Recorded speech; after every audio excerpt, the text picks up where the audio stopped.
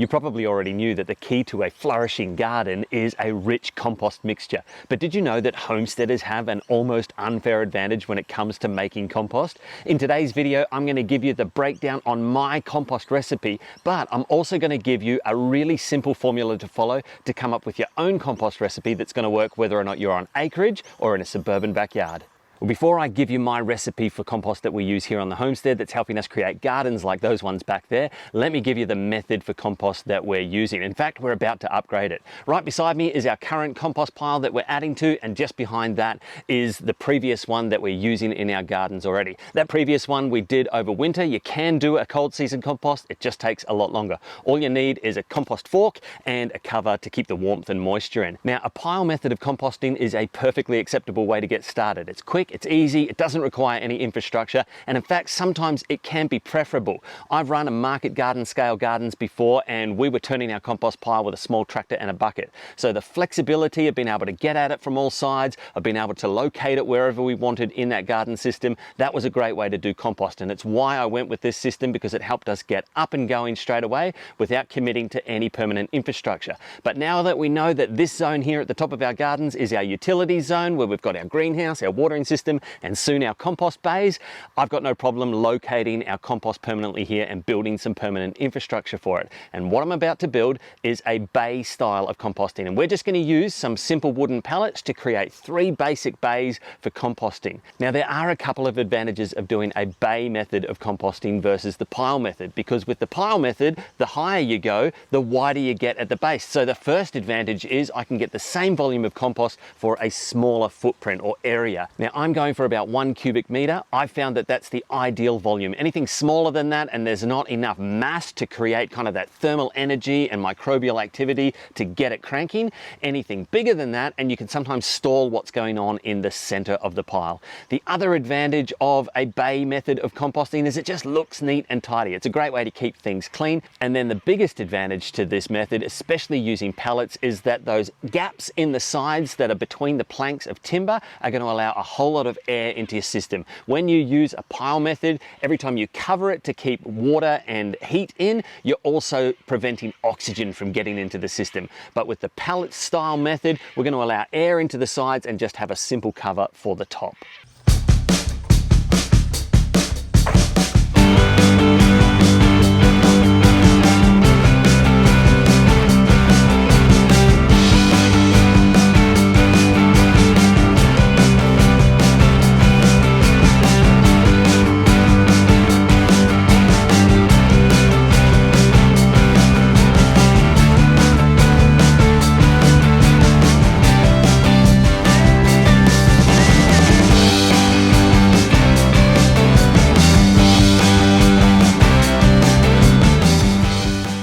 Here we go, brand new compost bays. Not really brand new, we used old wooden pallets to put it together, and all I've done is pin them together with a couple of screws. You could wire or string them together, a really easy structure to create. I've used 7 pallets, 3 across the back, 2 end walls and 2 dividing walls to give me 3 bays. Now, why 3 bays? Well, last season's compost pile is going to be already occupying a bay, and that's the compost that we're using on the gardens currently. And then I'm going to need a space to build a new compost pile with fresh material, so that's going to go in the second bay, and I'll be turning that every now and then with a compost fork to keep it aerated, but eventually I'm going to run out of space to be able to turn that in place. So that's where I want an empty bay, so that I can flip the whole pile into that empty bay and back again a few times throughout the season to keep it aerated and to keep water and oxygen throughout the pile.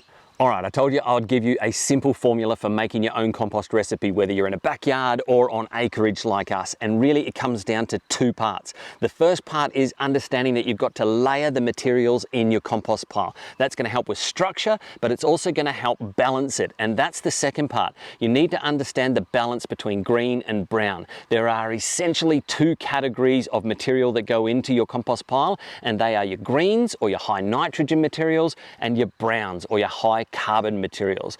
Think about it like a balanced diet. Your greens are like your protein, that's what grows, and then your browns are like your carbohydrates. That's the energy that those microbes need in order to do their work. So we want to grow those microbes in number, so we've got to give them lots of greens, but we also want to give them a food source so that they can carry out their work, so we've got to give them even more browns. And the ratio of green to brown, or nitrogen to carbon, is 1 part green to 3 parts brown. 25% nitrogen to 75% carbon. Actually, technically, if you wanted to get into the science of it, it's a 30-to-1 nitrogen to carbon ratio, but we're doing it by volume. That's the easiest way to do it. So think about it in terms of like how many buckets of each type of material you put in. If you were to put in 1 bucket of green material and 3 buckets of brown material, that's how you would achieve that perfect balance.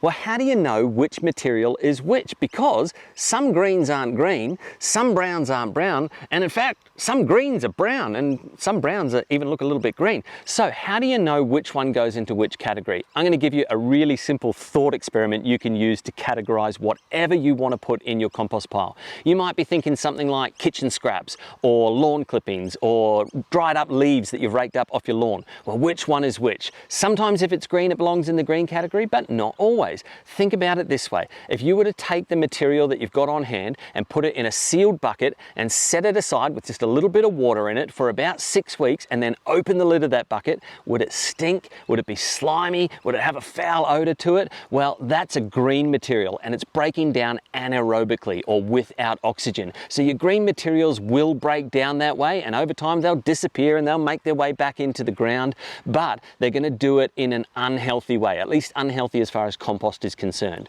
Now think about a material like raked up leaves. If you were to put them in a bucket, put the lid on it, put a little bit of water in it, and then come back 6 weeks later, you'd find those brown leaves probably hadn't changed much at all. They are in fact breaking down, but they take a much longer time to do it, and the process doesn't produce a really stinky smell. So you can tell which is a green material by which goes anaerobic really quickly on its own versus which doesn't seem to change over time at all. Now, I'm going to give you the exact recipe that I use to make my compost here on our homestead, and I'm going to give it to you in the quantities that we use. In fact, I've got a really creative kind of visual way that we're going to do it. I'm going to make this pie chart here on the ground with all of the materials that go into our compost pile. I'm going to follow that simple rule of 1 part green to 3 parts brown, or 25% nitrogen to 75% carbon. The first material that we're putting in our compost pile are in fact greens. It's the green waste from our gardening activities. And I would include this also green waste if we were pruning as well, as long as it was the green part of the plant, like the leaves. Now we're doing a lot of green waste out of our garden, like when we're trimming plants to create airflow, or when we're helping plants not touch each other, we're kind of trimming away some of the leaves. You especially do that when you're pruning your tomato plants. All of that green waste goes straight into my compost pile as a green material. And I've got about 15% greens in my overall recipe. The second ingredient that I've got access to is coffee grinds, spent coffee grinds, because we've hooked up with a local cafe that's giving us all their coffee grinds at the end of each day. Now, coffee grinds is one of those tricky ones because they're brown, but they're actually a green. And that's because they have a high nitrogen component to them. Now, you can use coffee grinds directly on the gardens, and some people do, especially for your acidic loving plants like your blueberries and your tomatoes. That's okay to do that in small quantities, but the better way to do it is to process all those coffee grinds through your compost pile. So I'm using about 5% overall by volume of coffee grinds in my mixture, and already we're up to about 20% of that 25% or 1/4 green that we need for our compost. Now, another advantage that homesteaders have over the backyard gardener is we've got easy access to animal manure. On our homestead right now, we've got chickens, soon we're about to have pigs, and by next year we'll have cows. So plenty of manure to go into the compost mixture, but you've got to be careful because technically they're a green. Again, they don't always look green, but they are. And so I'm using wood chips in my chicken coop on the floor, and all of the chicken manure is getting soaked up by those wood chips. And I'm also using wood chips in our brood box for our baby chicks. We're raising baby chicks at the moment, and all that manure has been soaked up by wood chips. So I've got to do a little bit of a calculation here because the mixture is a bit of brown and a bit of green. The wood chips are definitely a brown material. The high nitrogen chicken manure is definitely a green. I've worked out that my wood chip manure mixture here is about 80-20. So that's about another 5% overall into my mixture, and that's all my greens taken care of. And then that's about 20% for the wood chip component that that's going into my brown category. So we're up to the brown part of the recipe, and this is the hardest part to get right because green materials you are going to find you have an abundance. If you're in a backyard, for example, lawn clippings, they're green. Kitchen scraps, they're green. Pruning the leaves off your trees, they're green. The brown materials, they're a little bit harder to come by in the quantities that you need to keep that brown-green ratio in balance. Now, I'm on a homestead, so I've got access to a lot more material, and that is definitely the homesteader's advantage. To my recipe, I'm going to be adding grass that's been allowed to reach senescence. So what is that? Well, that's grass that's been allowed to get to full maturity where the nitrogen component of the grass has been depleted. And I'm adding that as about 20% to my overall mixture. Now, the reason that I have this material available to me is we've got lots of space where grasses are growing on our acreage, and we don't mow them on the regular, but every now and then I'm cutting them down to create space for a new activity. So for example, we're creating space where our vineyard is going, and every time I knock those grasses down with the whippersnipper, I rake them up and I add them to my compost pile. The next material I'm adding to my brown category is wood ash. Now, we burn fires here because we use a fire for heating in the winter, and we do heaps of fire cooking as well. Now, you have to be careful with wood ash because too much of it and you're going to make your mixture a little bit too alkaline. So I'm only using about 5% wood ash by volume, or about 1/20th. And the reason I like it is because the wood ash itself has awesome trace minerals like calcium in it, but also I'm going to be collecting up the charcoal that's in the mixture as well, and that definitely counts towards the carbon component of the overall mixture. Now, here's a material that I have in abundance because we use straw as a mulching material on our gardens. Now, I'm only using it about 10% in our overall recipe, but this is a little hack for you suburban gardeners because you can use almost as much straw as you want. In fact, I'd say 25–30% straw in your overall mixture, you should be fine. And straw is definitely in the brown category. Now, just be careful. If you're buying it in by the bale, you want to buy straw and not hay. Hay has still got nitrogen in it. It's animal feed, and so it's got to be nutritious for animals, so it's got to have that nitrogen component to it. The difference between hay and straw is really easy. Straw is just the stem part of the plant. So you're going to find that your straw really shouldn't have any leaves or seed heads in it, although ours does at the moment because we've noticed some of our wheat straw has started sprouting in our gardens. But straw is an awesome bulk brown material to add to your compost pile, and it's a way to get around that hard to reach 75% component of carbon in your overall mixture. Now, the final component that I'm adding to the brown category is our previous compost pile, and that's because we sift our compost to create a really fine mixture, and the stuff that doesn't make it through the sifter is the stuff that hasn't fully broken down yet. So by volume, I'm adding about 1/5 or 20% of that material back into my compost pile. So that's the really large, like sticks and twigs and woody material that hasn't quite broken down yet, but it definitely belongs in the brown category. And what I'm left with after this sifting activity is this awesome, fine, rich compost material that I can use straight on my gardens.